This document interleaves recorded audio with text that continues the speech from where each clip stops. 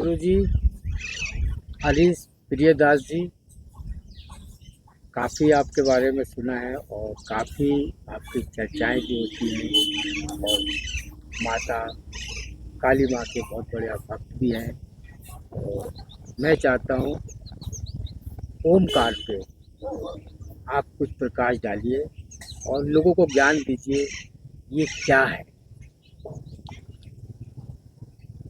देखिए, ओमकार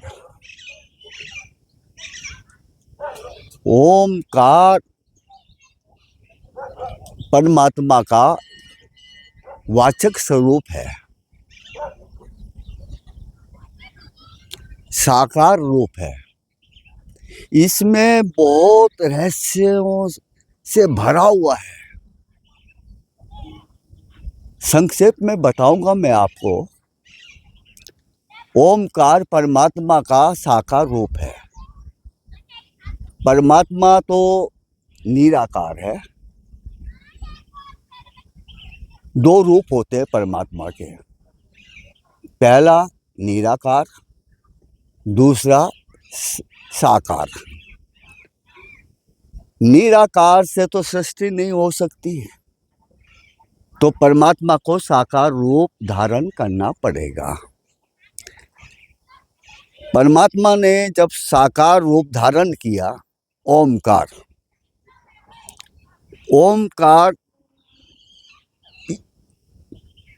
में पसंती शब्द आता है। पश्यंती, पसंती क्या है? पसंती इच्छा शक्ति है। और इच्छा शक्ति की शक्ति क्या है? शांता शक्ति। जब इच्छा शक्ति हुई, इसी के साथ साथ में ए की उत्पत्ति हुई, ए का निर्माण हुआ। दूसरा ज्येष्ठा, ज्येष्ठा की शक्ति शांता। ज्येष्ठा क्या है? ये ज्ञान शक्ति है। ये जब ज्ञान शक्ति हुआ तो ऊ हुआ। क्या हो गया अब? जा ए ऊ। अब ज्ञान शक्ति के बाद में रुद्र शक्ति हुआ। रेखा है, ये ध्वनि है, सूक्ष्म ध्वनि है, जैसे बादलों में बिजली गरजती है। जब रुद्री शक्ति का निर्माण हुआ और इसको बोलते हैं क्रिया शक्ति।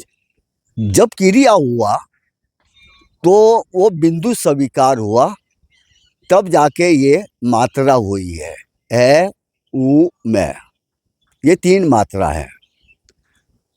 अब ये हर जीव के अंदर, हर प्राणी के अंदर, जानवर हो, पंछी हो, सबके अंदर आपको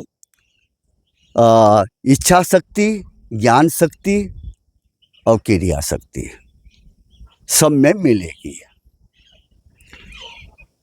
और इसी ही ओमकार से सृष्टि का निर्माण हुआ है। और ये तो बहुत लंबी प्रक्रिया है भाई। ये साकार रूप है। इसका वर्णन जितना किया जाए उतना ही कम है। और ये आम साधारण लोगों की समझ से परे है। इसको समझना बहुत कठिन है और इसको समझने के लिए गुरु की आवश्यकता है। बिना गुरु धारण किए हुए आप ओमकार के रहस्य को नहीं समझ सकते, नहीं समझ सकते। आपको पढ़ाई करने के लिए स्कूल में तो जाना ही होगा। अगर आप स्कूल में नहीं जाएंगे, वहाँ पर मास्टर नहीं होगा, तो आपकी पढ़ाई नहीं हो पाएगी। स्कूल में मास्टर होएगा, गुरु होगा, तो आपको ज्ञान मिलेगा। ये ओमकार, अब मैं क्या बताऊं, इसमें बहुत रहस्य है। ये सूर्य, सूर्य क्या है? वही है। जब बसंती हुआ, इसके साथ साथ में ए के साथ साथ में सूर्य हुआ। ये जो भौतिक सूर्य जो दिखाई दे रहा है आपको आकाश में, ये सूर्य की बात नहीं कर रहा हूं मैं। वो ऊपर का जो सूर्य है, बसंती हुआ तो साथ में सूर्य भी हुआ। ज्येष्ठा हुई, ज्ञान शक्ति हुआ, उसी सूर्य से चंद्रमा हुआ। क्रिया हुई, क्रिया शक्ति हुई, तो ये सूर्य चंद्रमा को धकेल रहा है, यानी पिघाल रहा है। और चंद्रमा पिघलते पिघलते पिघलते पिघलते दूर तक आ जाएगा। सूर्य में इतनी शक्ति नहीं है कि जो चंद्रमा को पूर्ण रूप से पिघाल सके, लय कर सकते। जब वो दूर तक आ जाएगा, फिर वो पूर्णिमा की तरह गोल हो जाएगा, फिर वो सूर्य को धकेलेगा। और सूर्य धकेलते धकेलते वहाँ उसकी जो सीमा है वहाँ तक जाएगा। और इसी तरह से सूर्य चंद्रमा को धकेल रहा है और चंद्रमा सूर्य को धकेल रहा है। ये बीच की दूरी जो है, ये क्रिया शक्ति, इसको महामाया बोलते हैं। महामाया है ये, जिसको स्थिति भी बोलते हैं। और मैं तो अंत में यही कहूँगा, बिना गुरु के, सदगुरु के ज्ञान नहीं है। किताबों में मिल जाएगा, कहीं ना कहीं हमारे ऋषि मुनियों ने, साधक लोगों ने लिखा है, वो मिल जाएगा, लेकिन आपके मस्तिष्क में नहीं बैठेगा।